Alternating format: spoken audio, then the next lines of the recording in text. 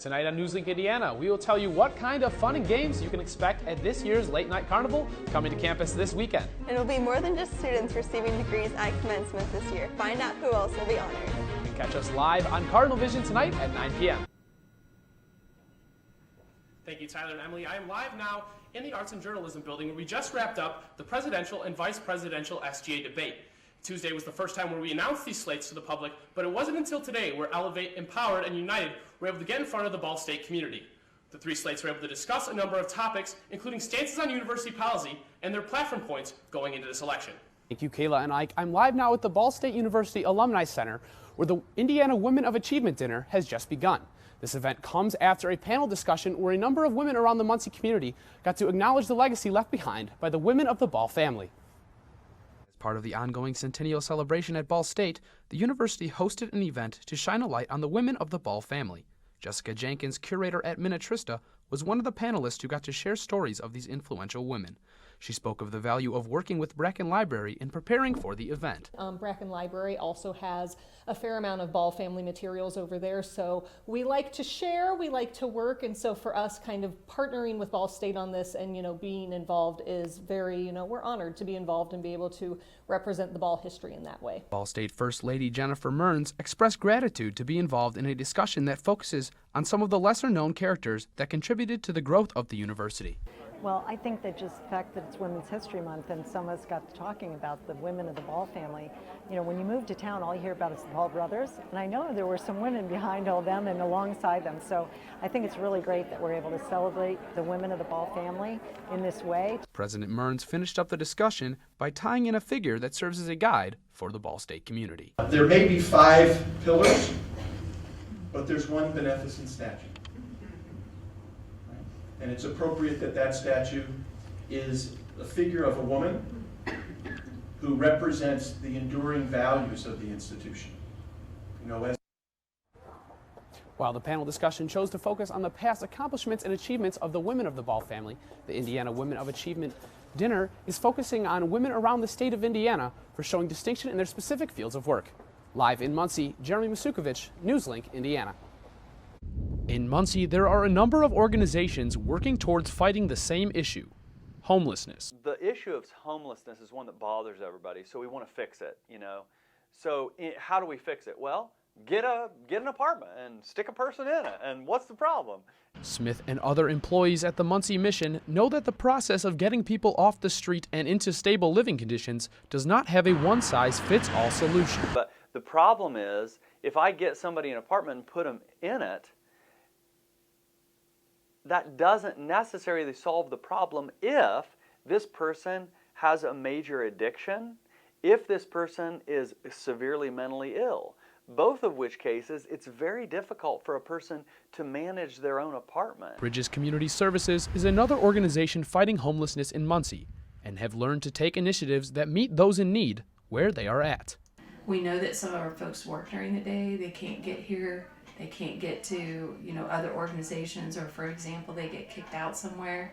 They're cold at night. Bridges Street Hub vending machines are now located at Muncie Fire Station 1 and 3. The vending machines allow those people to access whatever they need, even if it's a bar of soap, toothbrush, toothpaste. Another initiative Bridges has taken is providing tiny homes to house the homeless. Alice now serves as a volunteer with Bridges. She spoke of her experience living without a place to stay and what it meant to find help. 3 weeks in was the first weekend that it was below 0.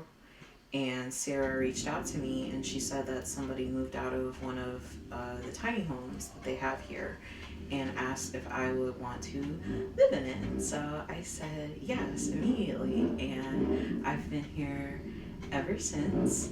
Homelessness is not an issue that can be fixed overnight, but by focusing on putting roofs above homeless heads, a solution may exist. We may not be able to fix all their issues. We may not be able to fix whether they have a job or not, or addictions, or whatever situation that they're dealing with. But getting people housed as a community, we absolutely could do that. In Muncie, Jeremy Masukevich, Newslink, Indiana. Kim Hyatt has been on staff with the Delaware County EMS, serving as a part-time EMT for the past 6 months. I guess I never really thought I could do it until I finally got old enough to realize, if you try, there's things you can do. A lifelong Muncie resident, Hyatt was involved in a fatal car accident where she lost her fiancé almost 18 years ago. Delaware County EMS responders were there to save the lives of Kim and her niece Taylor. She has been able to channel this hardship towards serving as an EMT. I can really relate. I remember after the accident just being hurt and being down, and just knowing that, you can relate to somebody and know that you can help them. Kylie Kulberson currently serves as the administrative training captain for DC EMS. It was her husband who took the call to respond to the accident that Hyatt was in. Kulberson arranged a meeting for the two parties involved. He introduced my husband to Kim's niece and said, okay, well, she's going to be your patient. Oh, and by the way, this is Jim that was your paramedic on your call. And then it was a little bit of tears and a little bit of joyful, and then it was thank yous, and it was just a really cool story to see everybody at the end, because we never see that side of the story. Kim is grateful to be a part of the DC EMS team and looks forward to training to be an advanced EMT within the next year. In Muncie, Jeremy Masukevich, Newslink, Indiana. If you find yourself looking for a last-second gift that will be sure to sweeten up someone's day, there's a spot just up Kilgore Avenue that has been serving hand-dipped creations since 1941. Think of Lowry's chocolates. Your mind most likely draws to the many unique hand-dipped creations that fill the store. What you may overlook is the creators behind those chocolates. I'm Pat Davis. I've worked at Lowry's for 15 years. 15 years of making chocolates has not been the only creative outlet that has allowed Pat to express herself as a creator.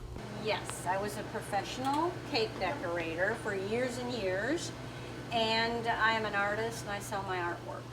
Holidays can be a very busy time for the Lowry staff, whether it be customers coming in for chocolate flowers for Mother's Day or chocolate frogs to help make the jump into spring. Demand for chocolate keeps the process going. While the focus has been turned to Easter, Pat is thankful the busiest time of year has passed. That is like one push into 1 week, isn't it? Valentine's. Okay. Oh, it's hard. It's very hard. With Easter being the next holiday in line, Pat has a full plate of chocolate creations to hand dip in the coming weeks. Eggs, bunnies, and it's all this other, lots of fudge eggs and suckers. I haven't started suckers. All kinds of stuff like that. And it's a lot of cleanup. Lowry's is constantly on the lookout for new ways to serve their chocolates to guests. One way they are able to keep customers on their toes is by putting their personal spin on classic treats. We do Twinkies. We did Twinkies.